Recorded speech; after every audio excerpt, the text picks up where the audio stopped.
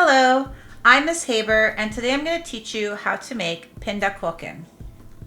Pindakoeken literally translates to peanut cakes in Dutch, and it's really popular. You'll find them currently in any Dutch supermarket or store.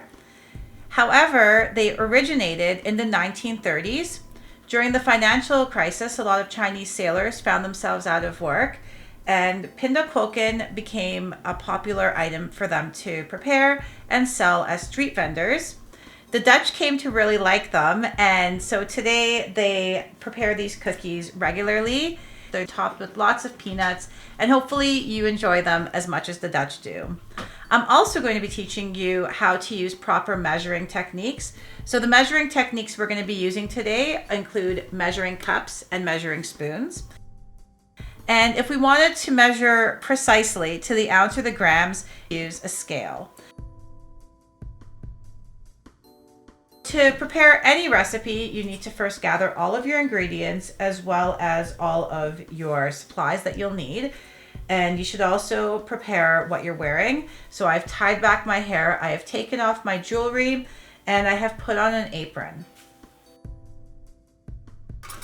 The first thing you need is 2 cups of flour. So I'm going to take a 1 cup measuring cup as well as something that has a straight edge. I'm going to heap and then level. I'm going to put it into a separate bowl, not the stand mixer bowl. So I'm going to use that for the liquids.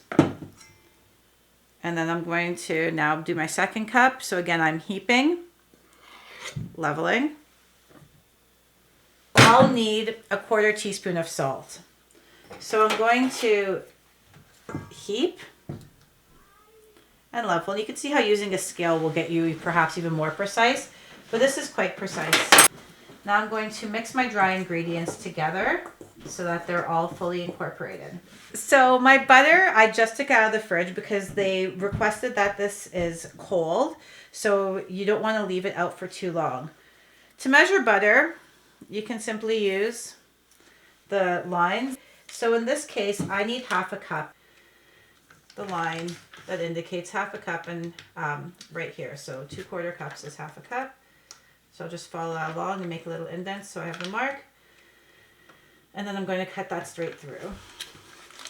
So just roughly chop that up. It's going to get mixed in anyways, but you can cut it into smaller pieces. That'll make it easier to combine with the other ingredients. So now I'm going to take my butter and I'm going to put it into my stand mixer. Okay, so that's 1/2 cup of butter. The next thing I need is sugar. So this is a typical way of creaming your ingredients, starting with your butter as well as your sugar. And for our sugar, we'll need 1/2 cup. Because this is brown sugar, we're also going to want to pack this down. So I have my 1/2 cup measure, a spoon for packing down, and then my straight edge for leveling off. So I heap it and I press it down to pack it down. Brown sugar has different moisture levels and you don't want any air pockets. So if you want an accurate measure, you pack it down. And then straight edge, you level it off. And a good indicator if you packed it down or not is if it comes out as taking the shape. So you can see there the shape's coming out. I'm going to cream those. So I have a paddle attachment. You always want to start slow.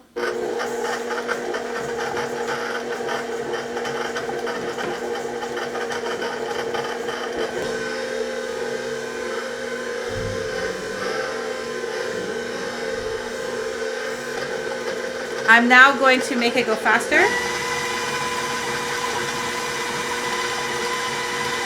So what I notice is that the butter and the sugar are mixing in together. They're incorporating into each other. The brown sugar is turning a slightly lighter color as a result. And this is more of a homogeneous mixture. So at some point I'm going to want to turn it off. lower it and just scrape the sides. And that's to make sure that there's nothing that's not going to be mixed properly. So I'm even going to take it off the sides of the paddle itself. So you lift it back up. You start again.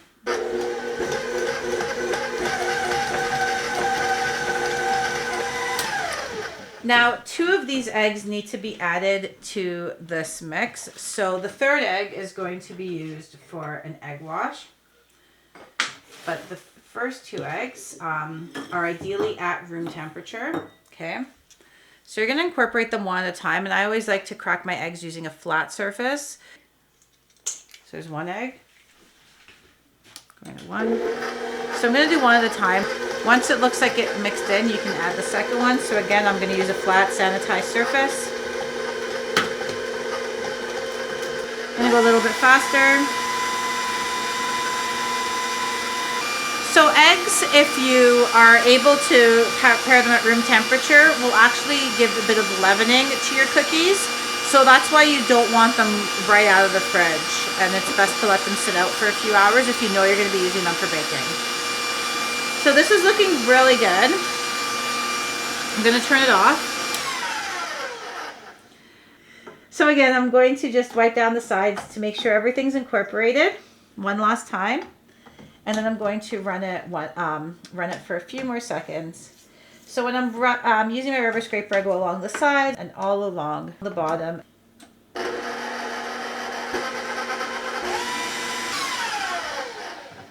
So again, your product's looking more like a homogeneous product and is ready for the flour. So I like to do this part by hand. You're just mixing until you incorporate, so you don't want to overmix this. I'm putting in my flour salt mixture. I'm going around the sides and just folding it in together. And I'm just going to the point where it is fully incorporated and not anymore. And this will be my dough for my Pindakoeken. You'll know it's incorporated fully because you don't see the flour as much anymore, so it looks more like one homogeneous mixture.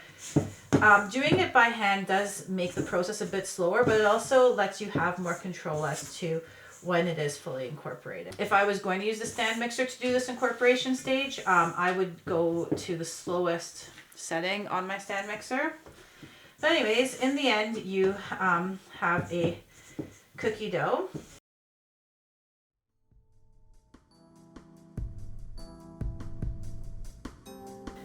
So we have our cookie dough, we have our peanuts, and we have our egg for the egg wash. We also have a baking sheet, which I've prepared with parchment paper. I'm going to be using ice cream scoop, so I have that as well as a butter knife. So I'm going to get the egg into a small bowl using a fork or a whisk. Just going to beat that. Okay, until it's again like a homogeneous mixture. The dough has been set aside and has been resting for around 15 minutes. It's a good time to preheat your oven to 350 degrees.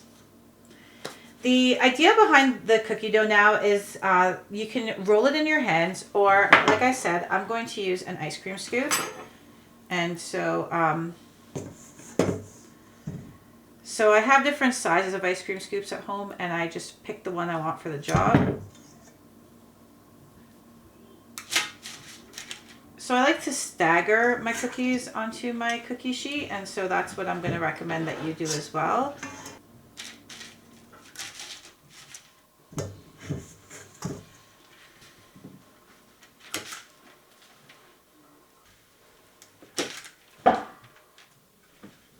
So you can see how the stagger is allowing them to grow with less chance of hitting each other versus if I were to pile them up on top of each other.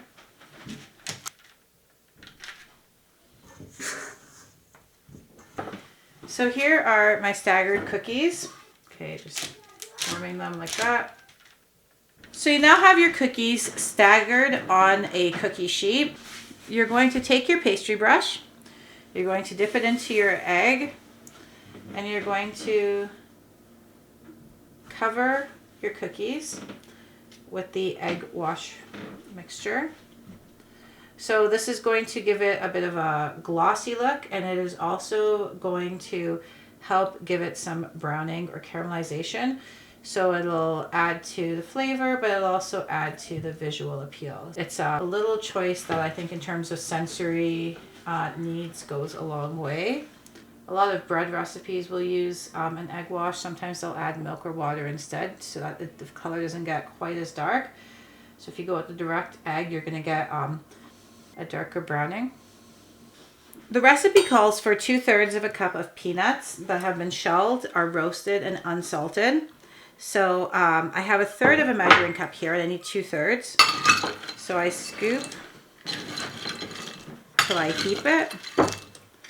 I level it off. So there's 1/3. And there's 2/3. Okay. So this is where the peanut flavor comes from. So it's a good idea to incorporate a lot. So 2/3 of a cup is a lot. So they basically want you to cover the whole top with your peanuts. Okay. We'll take a look at this cookie tray and see what we've got. So like I said, you certainly want a lot of peanuts on the top because you are getting your peanut flavor from these peanuts here. They're already roasted, and then when we cook them, we're going to get roasted a little bit more because they're right up on the top. So I think that's going to give it a nice browning as well as nice flavor. Here is my cookie tray ready for the oven. I'm going to pop these in 350 degrees for around 20 minutes, and then I'm going to remove them and let them cool before serving them.